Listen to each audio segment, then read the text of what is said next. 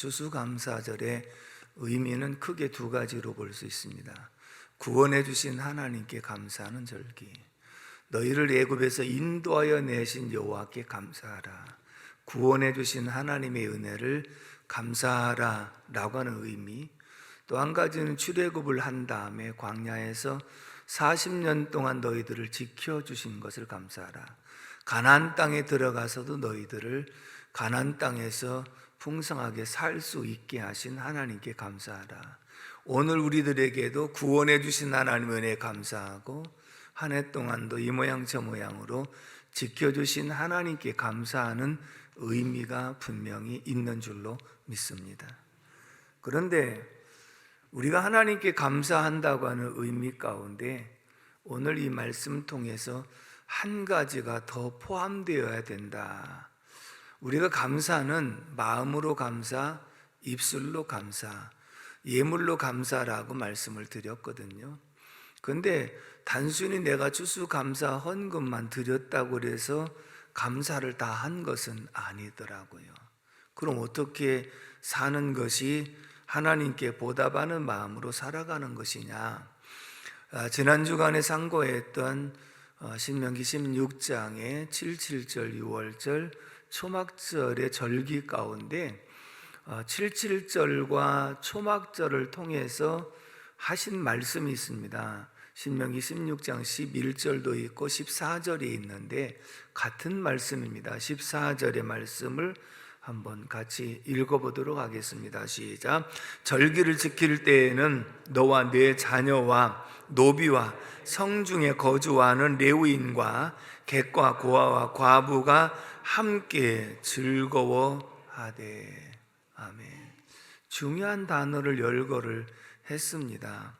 절기를 지킬 때 너와 네 자녀와 노비와 성중에 거주하는 레위인과 객과 고아 과부와 함께 즐거워하되. 모두가 함께 즐거워하는 절기가 돼야 된다, 그렇게 말씀을 했어요. 그 가운데 보면 객과 고아와 과부, 소외된 사람들도 함께 하는 것이다. 그럼 이들과 어떤 마음으로 하느냐?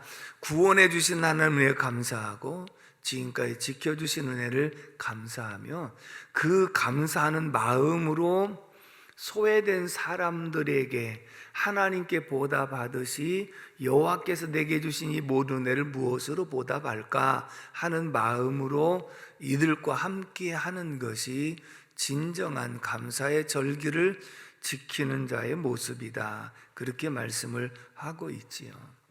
시편 116편 12절의 말씀을 다 같이 읽어보겠습니다. 시작.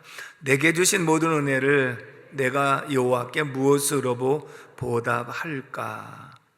먼저 성경에는 여호와께서 내게 주신 이 모든 은혜를 무엇으로 보답할까? 그렇죠? 나를 구원해 주신 하나님께 무엇으로 보답할까? 지금까지 지켜주신 하나님께 내가 무엇으로 보답할까? 분명히 감사한 마음과 보답하고자 하는 마음이 속에서 우러나는데, 그럼 먼저 하나님께 감사하고 그 다음에 내 주변에 소외된 사람들과 함께 나누는 것이 보답하는 삶의 자세다, 이렇게 설명을 해 준 거예요. 그래서 주님께서 내 이웃을 내 몸과 같이 사랑하라, 내 이웃을 내 몸과 같이 사랑하라 할 때 아무에게나 그렇게 주신 말씀이 아니라 주님의 은혜를 감사하고 주님께 보답하고 싶어하는 이러한 사람들 마음속에서 우러나오는 그 사랑으로 이웃을 사랑하라, 그렇게 말씀을 하고 있어요. 오늘 본문은 요한계시록 20장에 나오는 백보자 심판을 비유적으로 설명한 말씀이거든요. 백보자 심판, 지금 요즘의 성경에는 신보좌, 크고 넓은 신보좌에 앉으신 이가, 이렇게 말씀을 하고 있어요. 자, 먼저는 큰 보좌에 앉으셨다고 하는 분은 바로 심판주가 되시는 주님이시고, 큰 백보좌, 신보좌라고 하는 것은 공의의 판단, 공의의 심판이 있음을 지금 보여주는 그런 말씀이거든요. 다시 말하면 이 백보자 심판은 최후의 심판입니다. 더 이상의 어떤 그 긍휼이 있지 아니하는 최후의 심판입니다. 그런데 이 최후의 심판을 마태복음에서는 뭐라고 기록되느냐면 양과 염소를 나누듯이 나뉘어진다 이렇게 표현을 했습니다. 자, 목자가 우리는 문외 아니라도요 멀리서 양인지 염소인지 잘 구분이 안 되는 경우도 있지만 목자는 자기 양떼들 가운데 반드시 염소를 키우는데 염소인지 양인지 한눈에 알아보는 거예요. 그렇다고 한다면 양과 염소를 목자는 한눈에 알아보고 딱 분리를 할 수 있는 것처럼 심판주가 되시는 주님은 한눈에 양인지 염소인지 한눈에 신자인지 불신자인지를 알아보고 백보자 심판 때 앞에서 수많은 사람들이 있어도 완전히 홍해가 갈라지듯이 딱 갈라서 오른편에 양들, 믿는 사람들, 왼편에 염소들, 믿지 않는 사람들을 동시에 나누어 놓고 오른편에 있는 사람들에게 창세로부터 예비된 하나님의 나라를 상속받으라, 영원한 새하늘과 새 땅에 들어가는 은혜와 복을 허락해 주시는 줄로 믿습니다. 그러나 왼편에 있는 염소들에게는 영원한 뜨거운 불에 들어갈지어다 라고 해서 완전한 지옥불로, 불못으로 던져지는 이러한 모습을 소개하고 있습니다. 그렇다면 오늘 우리는 이 비유의 말씀이 이 땅에서도 완전한 것은 아니지만 샘플로, 모델로 보여주는 일들이 있습니다. 주일날이 되어지면 믿는 사람들은 여러분들과 같이 어디에 왔습니까? 교회로 왔어요. 이 동네만 교회 왔지 여기는 교회를 안 하는 거. 여러분들이 주일날 어디 왔습니까? 교회 왔습니다. 지금 모든 믿는 사람들이 일부에서부터 다 교회로 향합니다. 믿지 않은 사람들은 어디로 향합니까? 집에 있든지 세상에 있든지 놀러 갔든지 다 세상으로, 교회 이외의 모든 장소로. 그러면 지금 주님이 보실 때에 완전히 분리가 되는 모습을 보잖아요. 물론 제가 완전하지 않다고 하는 표현은 예수 믿는 사람이 아파서 못 나올 수도 있고 어떤 특별한 사정이 있어서 못 나올 수 있는데 그럼 그 사람은 지옥 가느냐? 그렇지는 않기 때문에 그렇게 말씀드렸습니다만은 지금 임시로 보여주는 이 모델과 같은 사건은 무엇이냐면 주일이 딱 되어지면 믿는 자는 교회로, 천국의 모형과 천국을 상징하는 교회로, 믿지 않은 사람은 세상으로 향하여 완전히 나뉘어지는 모습과 같이 주님이 심판주가 되셔서 심판하시려고 할 때에 주님 앞에서 믿는 자는 완전히 오른편으로 양들을 분리하듯이, 그리고 믿지 않은 사람들은 왼편에 염소를 분리하듯이 완전히 갈라져서 거기에는 누구도 이의를 제기할 수 없고 거기는 내가 안 간다고 해서 안 가지는 것이 아니라 완전한 분리의 심판이 있음을 분명하게 보여주고 있는 줄로 믿습니다. 오늘 본문 31절에서 33절까지를 한번 읽어보도록 하겠습니다. 31절 시작. 인자가 자기 영광으로 모든 천사와 함께 올 때에 자기 영광의 보좌에 앉으리니 모든 민족을 그 앞에 모으고 각각 구분하기를 목자가 양과 염소를 구분하는 것 같이 하여 양은 그 오른편에 염소는 왼편에 두리라. 자, 주님이 영광의 심판의 자리에 앉으실 때에 모든 민족을 그 앞에 모으고 각각 구분하기를 목자가 양과 염소를 구분하듯이 동시에 구분을 하게 된다. 그런데 오른편에 있는 양들에게 이렇게 말씀하십니다. 34절을 다 같이 읽어봅니다. 시작. 그때에 임금이 그 오른편에 있는 자들에게 이르시되 내 아버지께 복받을 자들이여 나와 창세로부터 너희를 위하여 예비된 나라를 상속받으라. 아멘. 이미 완성된 하나님의 나라를 상속받으라. 이것은 하나님의 은혜로 그리고 우리의 믿음으로 받는 나라인 줄로 믿습니다. 근데 중요한 것은 뭐냐면 오른편은 양들에게 창세로부터 예비된 하나님 나라를 상속받으라. 선물로 받은 거예요. 우리가 무슨 공로로 받은 것이 아니라 하나님의 은혜로 하나님의 선물로 받은 줄로 믿습니다.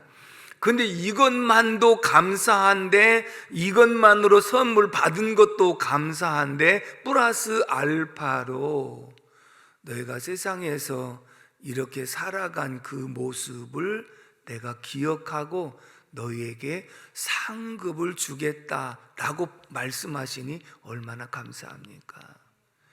그런데 우리는 이 말씀을 그렇구나, 이런 사람들을 도와줘야 내가 상을 받는구나, 이 자세가 아니었어요. 나 같은 경우는 구원해 주신 것이 너무 감사하고 나같이 지금까지도 지켜주신 것 감사해서 여호와께서 내게 주신 이 모든 내 무엇으로 보답할고, 그래서 보답하고 싶은 마음으로 하나님께 감사를 드렸고, 그리고 내 주변에 돌아보니까 어려운 사람이 있을 때 주의 사랑과 주의 마음으로 가서 조금씩이라도 이렇게 도와주었던 일들을 나는 마땅히 해야 될 것으로 알고 행한 것뿐인데, 주님은 냉수 한 그릇 대접한 것까지도 기억하셨다가 다 우리에게 상급으로 돌려주시는 줄로 믿습니다. 그런데 오른편의 양들은 내가 상 받을 것이라고 생각도 못했어요. 주여, 우리가 언제 주님이 주신 것을 보고 우리가 대접했습니까? 주님이 언제 헐벗으신 것을 보고, 왜? 예수님에게 직접 한 것이 아니었거든요. 다만 소외된 사람에게 주의 마음과 주의 사랑으로 행하였고, 당연히 할 것으로 알고 행하였고, 그리고 자기는 잊어버렸는데 주님은 그것을 기억하셨다가 우리에게 상급으로 돌려주신 줄로 믿습니다. 그런데 왼편에 있는 염소들은 영원한 불에 들어가고 심판도 받아요. 결국은 이 다시 나올 수 없는 영원한 지옥불에 들어가서 고통을 당하면서 자기들은 했다고 주장을 하는데 아무런 상급을 받지 못하고 심판을 받아요.